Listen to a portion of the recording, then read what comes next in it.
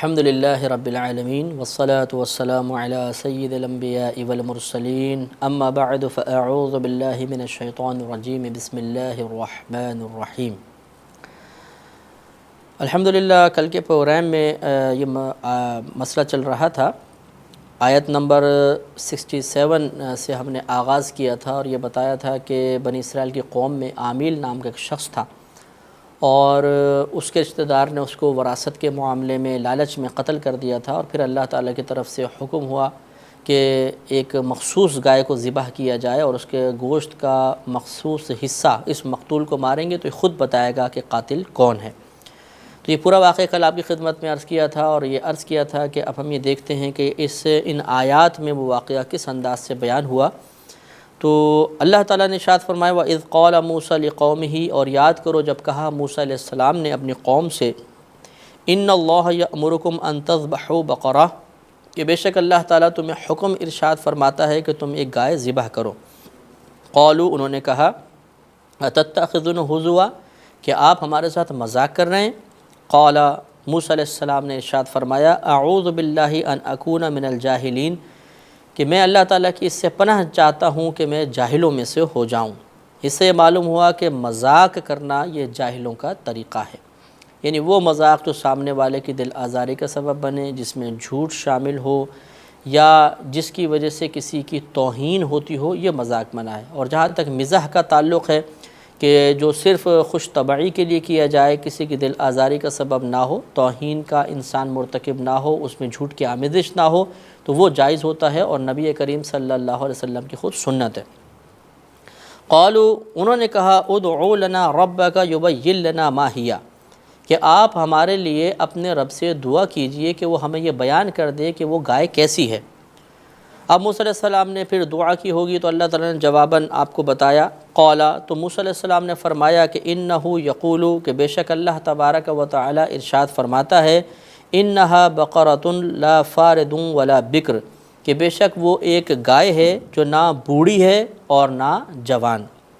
عوان بین ذالک، ان کے درمیان ہے، یعنی بڑھاپے اور جوانی کے درمیان ہے۔ فافعلوا ما تؤمرون، تو تم وہی کرو جس کا تمہیں حکم دیا جا رہا ہے۔ قالوا، انہوں نے کہا ادعو لنا ربک یبین لنا ما لونہا، پھر انہوں نے کہا کہ اے موسیٰ آپ اپنے رب سے ہمارے لیے یہ دعا کیجئے، پوچھئے کہ اس گائے کا رنگ کیسا ہے۔ قال، آپ نے ارشاد فرمایا انہ یقول، اللہ تبارک و تعالی ارشاد فرماتا ہے انہا بقرۃ صفراء فاقع لونہا تسر الناظرین، کہ بے شک وہ ایک گائے ہے جو زرد رنگ کی ہے اور اس کا رنگ دیکھنے والوں کو خوش کرتا ہے۔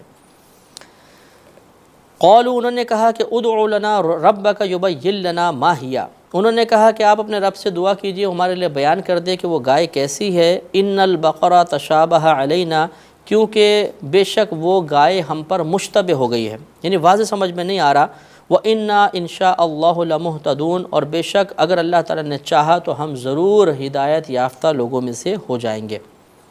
قال، موسیٰ علیہ السلام نے فرمایا انہ یقول، کہ بے شک اللہ تبارک و تعالی ارشاد فرماتا ہے انہا بقرۃ لا ذلول تثیر الارض ولا تسقی الحرث، کہ بے شک وہ ایک گائے ایسی ہے کہ جس سے محنت والا کام نہیں لیا گیا، نہ وہ زمین کے اوپر ہل چلاتی ہے اور نہ کھیتی کو سیراب کرتی ہے، یعنی نہ اس سے ہل چلانے کا کام لیا گیا ہے، نہ کنویں سے پانی نکالنا جو اونٹوں یا بیل وغیرہ کے ذریعے ہوتا ہے، اس طرح پانی بھی اس سے لے کر زمین کو سیراب نہیں کیا گیا۔ مسلمۃ لا شیۃ فیہا، وہ بالکل صحیح سالم ہے، اس میں کوئی عیب موجود نہیں۔ قالوا، انہوں نے کہا الآن جئت بالحق، اب آپ بالکل واضح بات کو لے کر آئے۔ فذبحوها وما كادوا يفعلون، تو انہوں نے اس گائے کو ذبح کیا اور وہ ایسا کرنے والے نہیں تھے، یعنی ان کے دل میں تو خطرہ تھا، جیسے آپ کو بتایا تھا کہ خود قاتل نے یہ مطالبہ کیا تھا کہ ہم ایسا معاملہ کیا جائے، تو وہ کرنا تو نہیں چاہتے تھے لیکن بعد النخواستہ انہیں کرنا ہی پڑا۔ وَإِذْ قَتَلْتُمْ نَفْسًا فَادَّارَأْتُمْ فِيهَا، اور یاد کرو جب تم نے قتل کیا ایک جان کو تو پھر ایک دوسرے پر الزام لگانے لگے اس بارے میں۔ وَاللَّهُ مُخْرِجٌ مَا كُنْتُمْ تَكْتُمُونَ، اور اللہ تبارک و تعالیٰ اس کو ظاہر فرمانے والا تھا جو تم چھپا رہے تھے۔ فَقُلْنَا اضْرِبُوهُ بِبَعْضِهَا، تو ہم نے کہا کہ تم اس مقتول کو مارو اس گائے کے بعض حصے کے ساتھ، کذالک یحیی اللہ الموتى ویریکم آیاتہ لعلکم تعقلون، اور اسی طرح زندہ کرے گا اللہ تبارک و تعالی مردوں کو اور دکھاتا ہے وہ تمہیں اپنی نشانیاں تاکہ تم سمجھ جاؤ، تاکہ تم عقل حاصل کرو۔ تو اس واقعے میں چند باتیں دیکھیے۔ ایک بات تو یہ کہ نبی کریم صلی اللہ علیہ وسلم نے اس بات کو تفصیل سے بیان فرمایا، مختلف روایات میں آئی۔ تو ایک بات تو یہ بات واضح ہوئی کہ انبیاء علیہ السلام کے طرف غلط چیز کی نسبت کرنا مناسب نہیں ہوتا، بے ادبی ہے۔ جسے انہوں نے کہا کہ آپ ہم سے مذاق کر رہے ہیں، تو موسیٰ علیہ السلام نے فرمایا کہ یہ تو جاہلوں کا طریقہ ہے اور میں اللہ کی پناہ چاہتا ہوں کہ اس قسم کا کوئی معاملہ کروں۔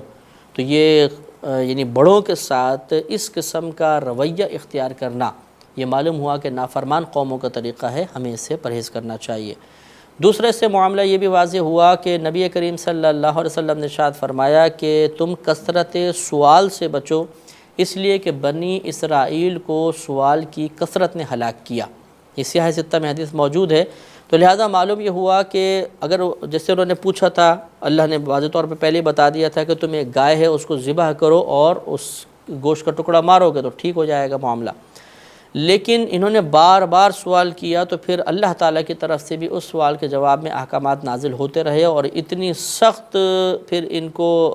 اس کی قیمت بھگتنا پڑی، اتنی بڑی قیمت بھگتنا پڑی کہ اس گائے کی کھال کے اندر سونا بھر کر، یا جیسے ایک روایت میں کہ 10 گنا سونا انہیں دینا پڑا۔ تو معلوم یہ ہوا کہ جب ایک بات واضح طور پر آ جائے تو پھر کریت کے سوال کرنا، کراس کوسچنز کرنا، اور پھر مطلب یہ کہ اور زیادہ مین میخ نکالنا انسان کو مصیبت میں گرفتار کروا دیتا ہے۔ کیونکہ انہوں نے بھی جا کے پھر موسیٰ علیہ السلام کی بارگاہ میں عرض کی کہ جی اتنی مہنگی گائے، تو انہوں نے فرمایا کہ تم پہلے مان جاتے، تم نے اتنے سارے سوالات کیے تو یہ گائے تمہیں لینی پڑے گی۔ لہٰذا معلوم یہ ہوا کہ بعض لوگوں کی عادت ہوتی ہے کہ ایک واضح طور پہ بات بیان کی جاتی ہے اور وہ جان بوجھ کر پھر اس میں سے 10 سوالات اور نکالتے ہیں اور بار بار سوال کرتے ہیں۔ یہ اس طریقے سے نہیں کرنا چاہیے، کیونکہ یہ نافرمان قوم کا طریقہ تھا اور یہ چیز ہمیں پھر ہلاکت کی طرف اور سختیوں کی طرف لے جاتی ہے۔ ہاں یہ ضرور ہے کہ اگر ہم نے کوئی بات سنی اور ہمیں تشفی نہ ہوئی تو پھر مطلب یہ کہ دوبارہ سوال کرنے میں حرج بھی نہیں ہوتا، اور یہ صحابہ کرام سے بھی ثابت ہے کہ وہ بسا اوقات انہیں سمجھ میں نہیں آتا تھا تو بارگاہ رسول میں صلی اللہ علیہ وسلم میں عرض کر دیا کرتے تھے۔ لیکن بعض لوگوں کی عادت ہوتی ہے خواہ مخواہ سوال کرنا، یہ چیز نہیں ہونی چاہیے۔ یہ بنی اسرائیل کی قوم کا طریقہ تھا اور اللہ تعالیٰ نے اس کو کرام سے بھی ثابت ہے کہ وہ بسا اوقات انہیں سمجھ میں نہیں آتا تھا تو بارگاہ رسول میں صلی اللہ علیہ وسلم میں عرض کر دیا کرتے تھے۔ لیکن بعض لوگوں کی عادت ہوتی ہے خواہ مخواہ سوال کرنا، یہ چیز نہیں ہونی چاہیے۔ یہ بنی اسرائیل کی قوم کا طریقہ تھا اور اللہ تعالیٰ نے اس کو ناپسند فرمایا۔ اب یہاں پہلے ایک سوال بیدار ہوتا ہے کہ اتنے زیادہ اہتمام کی ضرورت کیا تھی؟ اگر اللہ تعالیٰ چاہتا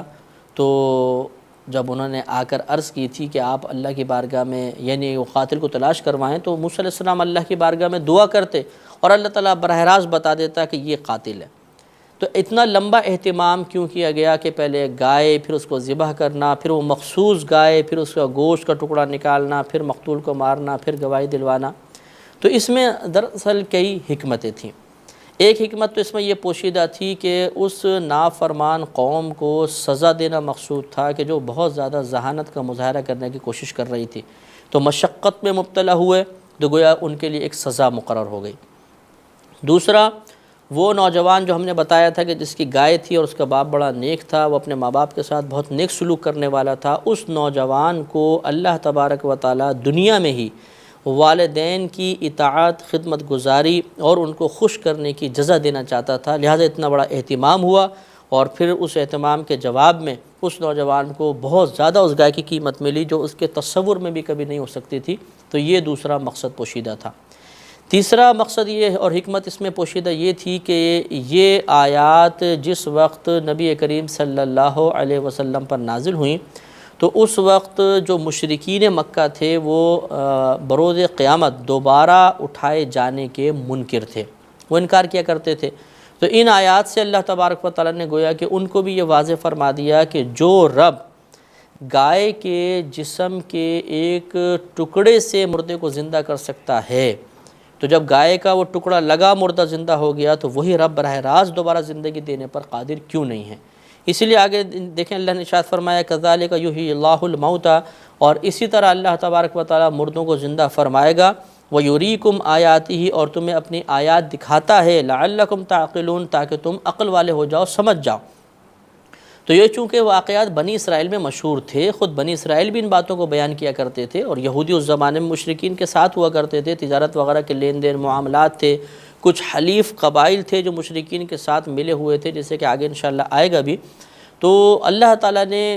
گویا کہ ان کو سمجھایا کہ بنی اسرائیل میں یہ واقعات موجود ہیں، تو جب اللہ تعالیٰ نے اس قوم میں مردوں کو زندہ کیا تو اسی طریقے سے اللہ تبارک و تعالیٰ بروز قیامت بھی مر جانے والوں کو زندہ کر سکتا ہے اور کرے گا۔ پھر آگے اللہ نے ارشاد فرمایا ثم قست قلوبکم من بعد ذالک، پھر سخت ہو گئے تمہارے دل اس کے بعد، فہی کالحجارۃ او اشد قسوہ، پس وہ ان کے دل جو ہیں وہ پتھر کی مثل ہیں یا اس سے بھی زیادہ شدید ہیں سختی کے اعتبار سے۔ وَإِنَّ مِنَ الْحِجَارَةِ لَمَا يَتَفَجَّرُ مِنْهُ الْأَنْهَارُ، اور بے شک پتھروں میں سے بعض وہ ہیں کہ جن سے نہریں جاری ہوتی ہیں۔ وَإِنَّ مِنْهَا لَمَا يَشَّقَّقُ فَيَخْرُجُ مِنْهُ الْمَاءُ، اور بے شک ان میں سے بعض وہ ہیں جو پھٹ پڑتے ہیں تو ان سے پانی نکل جاتا ہے۔ وَإِنَّ مِنْهَا لَمَا يَهْبِطُ مِنْ خَشْيَةِ اللَّهِ، اور بے شک ان پتھروں میں سے بعض وہ ہیں جو اللہ تبارک و تعالیٰ کے خوف کی وجہ سے گر پڑتے ہیں۔ وَمَا اللَّهُ بِغَافِلٍ عَمَّا تَعْمَلُونَ، اور اللہ تعالیٰ ان کاموں سے غافل نہیں جو تم کر رہے ہو۔ تو یہاں پر دیکھیں کہ ثم قست قلوبکم من بعد ذالک، اتنی واضح نشانی دیکھنے کے باوجود پھر بنی اسرائیل نافرمانی کی طرف مائل ہوئے اور اللہ تبارک و تعالیٰ کے احکامات سے روگردانی کرنے لگے، تو گویا کہ ان کے دل بڑے سخت تھے کہ اتنے واقعات، چلیں بعد والی نسلوں نے پہلے والوں کے واقعات سنے تو اس سے عبرت حاصل کرنی چاہیے تھی، پھر اس زمانے کے خود بنی اسرائیل جو اپنی نگاہوں کے سامنے ایسے معجزات کو ظہور دیکھ رہے تھے، وہ پھر بھی اللہ تعالیٰ کی نافرمانی کی طرف مائل ہوئے تو معلوم ہوا کہ ان کے دل بہت سخت ہیں، بلکہ پتھر سے بھی، پتھروں کی طرح ہیں، پتھروں سے بھی زیادہ سخت ہیں۔ پتھروں سے زیادہ سخت اس لیے ہے کہ بعض پتھر ایسے ہیں، اللہ تعالیٰ نے خود بیان فرما دیا، جو ذی شعور ہیں کہ بعض پتھروں سے پانی جاری ہوتا ہے، ان سے نرم پانی نکلتا ہے، اور بعض پتھر ایسے ہیں جو اس شعور کی برکت سے جو اللہ تبارک و تعالیٰ نے ان کو عطا فرمایا، اللہ کے خوف کی وجہ سے زمین پر گر پڑتے ہیں۔ تو جب پتھر اللہ کا خوف رکھتے ہیں اور خشیت اللہ ان کو گرا دیتی ہے اور وہ اللہ کی بارگاہ میں سجدہ ریز ہوتے ہیں، تو پھر تمہارے دل اللہ تعالیٰ کی طرف مائل کیوں نہیں ہوتے؟ تو معلوم یہ ہوا کہ تمہارے دل پتھروں کی طرح ہیں یا پتھروں سے بھی زیادہ سخت ہیں۔ اس سے یہ معلوم ہو گیا کہ پتھروں میں بھی شعور ہوتا ہے، اللہ تبارک و تعالیٰ انہیں بھی الہامات فرماتا ہے، یہ بظاہر شرعی اعتبار سے بے جان ہیں، بلکہ ہماری سائنس بھی یہی کہتی ہے کہ یہ بے جان اشیاء ہیں، لیکن اللہ تعالیٰ نے ثابت فرمایا کہ یہ ذی شعور ہوتے ہیں، باقاعدہ اللہ کا خوف بھی رکھتے ہیں۔ یہی وجہ ہے کہ نبی کریم صلی اللہ علیہ وسلم کی روایت موجود ہے، واضح طور پر آپ نے سیاہ ستہ میں اس کو ملاحظہ بھی کیا ہوگا، سنا بھی ہوگا کہ نبی کریم صلی اللہ علیہ وسلم نے احد پہاڑ کے بارے میں ارشاد فرمایا کہ یہ پہاڑ ہم سے محبت رکھتا ہے اور ہم اس پہاڑ سے محبت رکھتے ہیں، اور یہ بخاری کی روایت بھی موجود ہے، نبی کریم صلی اللہ علیہ وسلم نے ارشاد فرمایا کہ میں ان پتھروں کو جانتا ہوں کہ جو میرے اعلان نبوت سے پہلے مجھے سلام کیا کرتے تھے، میں جس مقام سے گزرتا تھا مجھے سلام کرتے تھے، لہٰذا معلوم یہ ہوا کہ پتھروں کو باقاعدہ اللہ نے شعور کی دولت سے نوازا ہے اور یہ پتھر سلام وغیرہ بھی کیا کرتے ہیں۔ آگے جو اللہ تبارک و تعالیٰ نے ارشاد فرمایا، آیت میں ارشاد ہوتا ہے اَفَتَطْمَعُونَ أَن يُؤْمِنُوا لَكُمْ، کیا تم اس بات کی توقع رکھتے ہو کہ یہ یہود تمہارے لیے ایمان لے آئیں گے؟ وَقَدْ كَانَ فَرِيقٌ مِّنْهُمْ يَسْمَعُونَ كَلَامَ اللَّهِ، حالانکہ ان میں سے ایک گروہ ایسا ہے جو اللہ تبارک و تعالیٰ کا کلام سنتا ہے، ثُمَّ يُحَرِّفُونَهُ مِن بَعْدِ مَا أَقَلُوهُ وَهُمْ يَعْلَمُونَ، اور پھر جان بوجھ کر اسے سمجھنے کے بعد بھی اس میں تحریف کر دیتا ہے، تبدیلی پیدا کر دیتا ہے۔ وَإِذَا لَقُوا الَّذِينَ آمَنُوا قَالُوا آمَنَّا، اور جب وہ ان لوگوں سے ملاقات کرتے ہیں جو صاحب ایمان ہیں تو یہ کہہ دیتے ہیں کہ ہم ایمان لائے۔ وَإِذَا خَلَا بَعْضُهُمْ إِلَىٰ بَعْضٍ، اور جب ان میں سے بعض کے ساتھ اکیلے ہوتے ہیں، قالوا، تو کہتے ہیں أَتُحَدِّثُونَهُمْ بِمَا فَتَحَ اللَّهُ عَلَيْكُمْ لِيُحَاجُّوكُمْ بِهِ عِنْدَ رَبِّكُمْ، تو یہ کہتے ہیں کہ تم ان مسلمانوں کے سامنے اس بات کو کیوں ظاہر کرتے ہو، کیوں بات بیان کرتے ہو جو اللہ تعالیٰ نے تم پر واضح فرما دی، تاکہ یہ تمہارے رب کے پاس جا کر تم پر ایک حجت قائم کر دیں۔ یعنی تم ان مسلمانوں کے سامنے ایسی باتیں کیوں کرتے ہو جو اللہ نے تم پر واضح کی ہیں، لیکن جب تم یہ مسلمانوں کے سامنے بیان کر دو گے تو بروز قیامت یہ تم پر حجت قائم کریں گے۔ افلا تعقلون، تو کیا تم نہیں سمجھتے؟ اولا یعلمون ان اللہ یعلم ما یسرون وما یعلنون، اور کیا یہ نہیں جانتے کہ بے شک اللہ تعالیٰ جانتا ہے جو کچھ یہ چھپاتے ہیں اور جو کچھ ظاہر کرتے ہیں۔ وَمِنْهُمْ أُمِّيُّونَ لَا يَعْلَمُونَ الْكِتَابَ إِلَّا أَمَانِيَّ وَإِنْهُمْ إِلَّا يَظُنُّونَ، اور ان میں سے بعض وہ ہیں جو ان پڑھ ہے، انہوں نے کتاب اللہ کی صرف ظاہری عبارت پڑھی ہے، اس کو سمجھا نہیں ہے، وہ کتاب کو نہیں سمجھتے ہیں مگر وہی جو ان کے بڑوں نے ان کو بتا دیا، اور بے شک یہ فقط گمان کر رہے ہیں۔ فویل للذین یکتبون الکتاب بایدیہم، تو خرابی ہے ان کے لیے جو لکھتے ہیں کتاب کو اپنے ہاتھوں کے ساتھ، ثم یقولون ھذا من عند اللہ، پھر یہ کہتے ہیں کہ یہ اللہ تعالیٰ کی طرف سے ہے، لیشتروا بہ ثمنا قلیلا، تاکہ وہ خرید لیں اس کے ذریعے تھوڑے عوض حاصل کر لیں۔ فویل لہم مما کتبت ایدیہم، تو بربادی ہے ان کے لیے اس سبب سے جو لکھا ان کے ہاتھوں نے، وویل لہم مما یکسبون، اور ویل ہے ان کے لیے اس سبب سے جو انہوں نے کمایا۔ تو ان آیات میں اللہ تبارک و تعالیٰ نے دراصل نبی کریم صلی اللہ علیہ وسلم کو تسلی عطا فرمائی کہ آپ کے زمانے کے یہود اگر آپ پر ایمان لے کر نہیں آتے تو اس میں آپ کی تبلیغ کا کوئی قصور نہیں ہے، بلکہ یہ 4 ایسے گروہ ہیں کہ جن میں ایک ایسی صفت موجود ہے جو صفت ایمان لانے کے راہ میں رکاوٹ ہے۔ تو یہاں پہ اللہ نے 4 گروہوں کا تذکرہ فرمایا، اور یہ یہود کے گروہ تھے 4 گروہ، اور ان کے بارے میں یہ بیان فرما دیا کہ ہر ایک میں ایک ایسی صفت موجود ہے جو اس کے ایمان کی راہ میں رکاوٹ ہے۔ لہٰذا قصور آپ کی تبلیغ کا نہیں ہے، قصور آپ کی محنت کا نہیں ہے، بلکہ قصور ان کے اپنے اندر موجود ہے، ایک ایسا وصف جو انہیں راہ ایمان پر چلنے سے روک رہا ہے۔ لہٰذا یہی ارشاد فرمایا کہ کیا تم یہ توقع رکھتے ہو یہود تم پر ایمان لے آئیں گے؟ حالانکہ ان میں ایک گروہ ایسا ہے، یہ پہلے گروہ کی باری بیان فرمائی، اور اس گروہ کی جو خرابی ہے، جو اس میں برا وصف تھا، وہ یہ بیان فرمایا کہ یہ کلام اللہ میں تحریف کے مرتکب ہو گئے، تبدیلی کر دی۔ اور وہ تبدیلی 2 طرح کی ہوتی تھی، ایک تبدیلی تو توریت کے احکام میں تبدیلی تھی، اور دوسری اس توریت میں جو نبی کریم صلی اللہ علیہ وسلم کی صفات بیان کی گئی اس میں وہ تبدیلی کیا کرتے تھے۔ احکام میں تبدیلی اس وجہ سے کرتے تھے کہ ایک تو جب ان کی قوم میں کوئی بڑا آدمی جرم کرتا تو یہ اس کے لیے توریت میں بیان کردہ اس سزا کو بدل دیتے تھے۔ مثلا کوئی بڑے آدمی نے اگر زنا کیا، وہ شادی شدہ ہے، تو توریت میں رجم کا حکم تھا، لیکن یہ اس کو رجم کے بجائے کوڑے کی سزا بیان کر دیتے تھے کہ یہ توریت میں تو کوڑے کی سزا بیان ہوئی ہے۔ تو ایک تو یہ معاملہ تھا۔ دوسرا، چونکہ یہ رشوت خور تھے، جب کوئی شخص کو جرم کرتا تو وہ یہ کہتا کہ تم ایسا کرو، یعنی اگر 2 فریق ان کے پاس آتے تو جو باطل شخص ہوا کرتا تھا بسا اوقات وہ ان کو پیسے وغیرہ دے کر کہتا تھا کہ توریت کے حکم میں تبدیلی کر دو تاکہ میں اس جرم کی سزا سے بچ جاؤں۔ تو یہ اس سے رشوت لے کر اس کی رضا کی خاطر اللہ تعالیٰ کے حکم کو بدل دیا کرتے تھے۔ اور نبی کریم صلی اللہ علیہ وسلم کی جو صفات توریت میں بیان ہوئی تھیں وہ یہ تھیں کہ ان کے بال گھنگریالے ہیں، اور وہ ان کے بال گھنگریالے ہیں اور آنکھیں جو ہیں سرمگی ہیں، یعنی قدرتی طور پہ ان میں سرما لگا ہوا ہے۔ تو انہوں نے عوام الناس کو یوں بتایا کہ نہیں، توریت میں تو لکھا ہے کہ ان کے بال سیدھے ہوں گے اور ان کی آنکھیں نیلی ہوں گی۔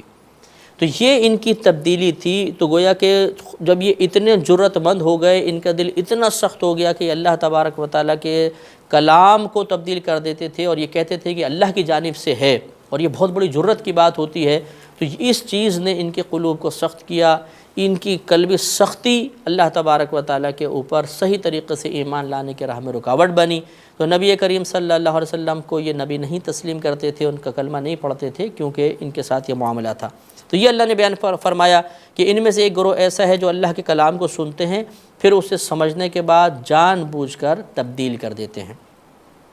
وَإِذَا لَقُوا الَّذِينَ آمَنُوا قَالُوا آمَنَّا سے دوسرے گروہ کا تذکرہ فرمایا کہ ان میں ایک گروہ ایسا تھا جو منافق تھے، عبداللہ بن سلول ان کا سردار تھا۔ کہ جب صحابہ کرام سے ملتے تو کہتے جی ہم تو آپ پر ہم آپ کے ساتھ ایمان والے ہیں، ہم نبی کریم صلی اللہ علیہ وسلم پھر ایمان لائے ہوئے ہیں۔ اور ان کا تذکرہ پیچھے گزرا بھی تھا، سورہ بقرہ کی 13 تقریباً آیات ان کے بارے میں، اس چیزوں کے بارے میں بیان کی گئی تھی۔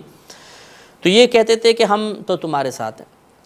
تو اور جب اکیلے ہوتے تھے تو انکار کرتے تھے۔ تو یہ دوسرا نفاق، یہ ایک وصف تھا دوسرے گروہ کا وصف جس نے انہیں ایمان لانے سے روک دیا، وہ نفاق تھا۔ اور تیسرا بھی اسی آیت کے اندر بیان ہوا کہ یہ بعض ایسے تھے جو یہود کے، وہ جا کر نبی کریم صلی اللہ علیہ وسلم کے ان نشانیوں کو بیان کرتے تھے جو باقاعدہ نبی کریم صلی اللہ علیہ وسلم میں موجود تھیں، اور یہ کہتے تھے کہ یہ ہم مانتے ہیں کہ یہ وہی نبی ہیں جو اللہ تبارک و تعالیٰ کی طرف سے آنے والے تھے اور آخری نبی ہیں، لیکن ہم ان پر ایمان نہیں لاتے۔